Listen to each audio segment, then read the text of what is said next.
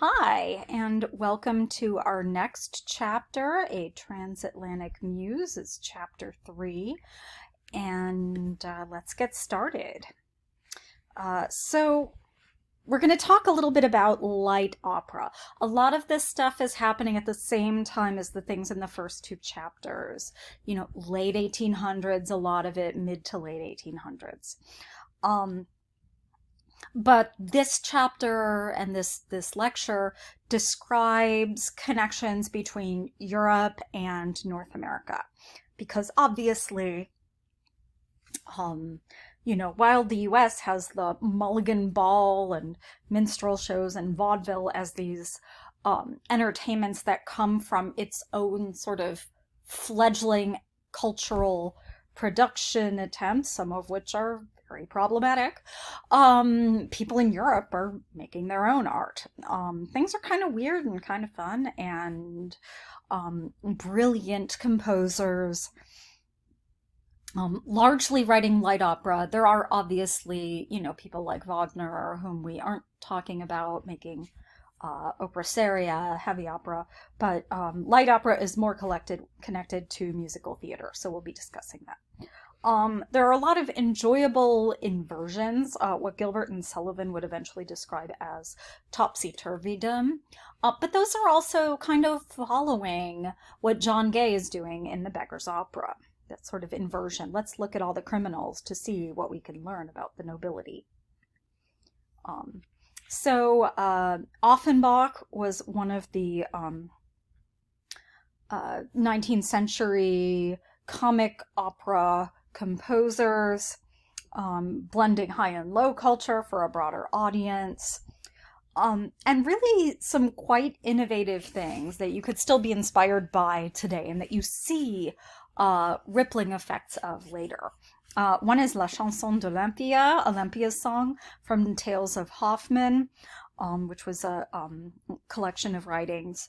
And Olympia is this wind-up doll singing automaton as a character in the play. And so part of the song includes her getting sort of wound up, and then, she functions and then she sort of powers down. That's part of the song too.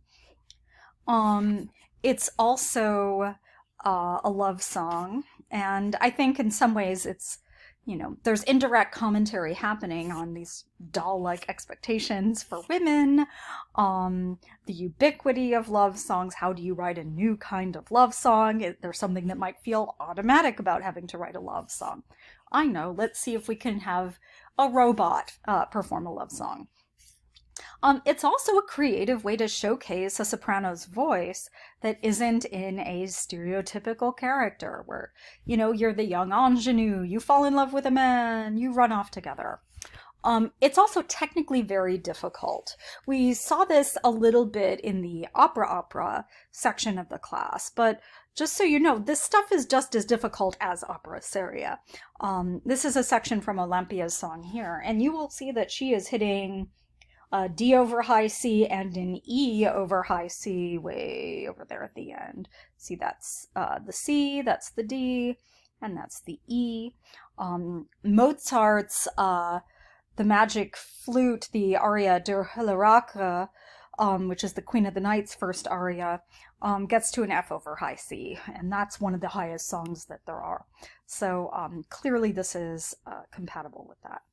Here's another one of Offenbach, just to show you a little bit of range. Voici le sabre, which, here's the sword. Patter songs, definitely important to know about. There's a lot of kind of rippling effects with those.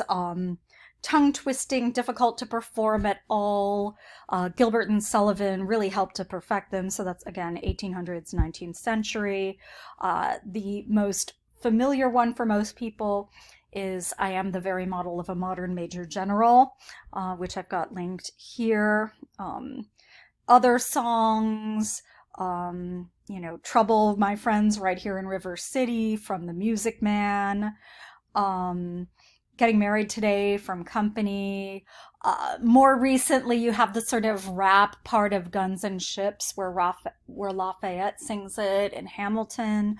Um, so, there's something where just the rapid performance of language is itself exciting and is itself a virtuosic experience. Oh, hello, Kitty Cat. She's very excited about this lecture. HMS Pinafore. All right. So we're going to have a trend in this class that you didn't expect. And the trend is love on a boat. I don't know why, but this is the first love on a boat one, so let's pay attention. So 1878, hugely successful. This is Gilbert and Sullivan, the British composers. Love story on a ship. Babies switched at birth, so gotta love switched at birth as a plot line. Happy ending. Largely innocent entertainment where you just kind of go to have a good time, hence comic opera.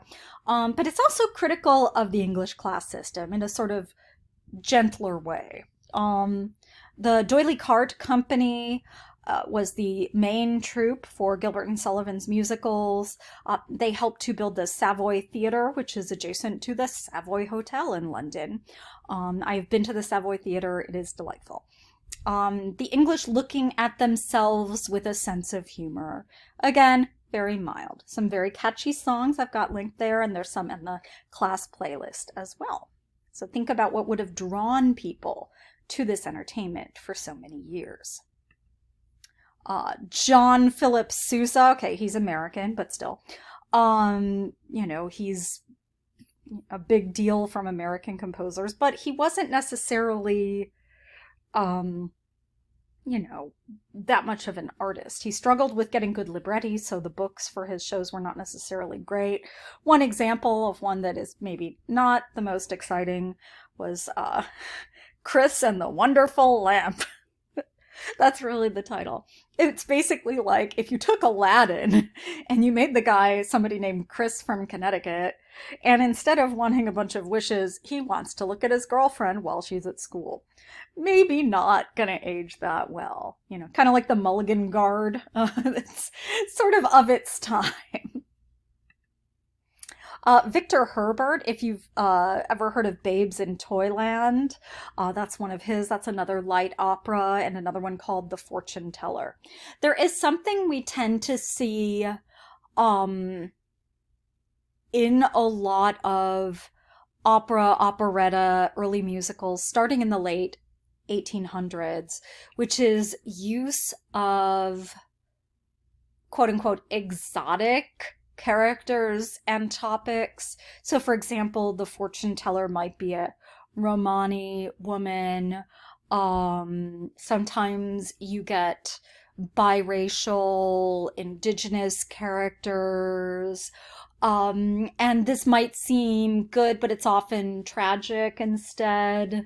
But it's still interesting to see this kind of representation being a trend. And not all of these representations are going to be the same. So definitely look closely as you come across diverse characters to see just how they're actually depicted.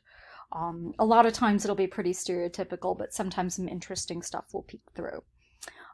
So that is it for the Transatlantic light opera and operetta section. We don't need to do too much with it, but I think knowing about it and hearing some examples is really helpful. Thanks a lot.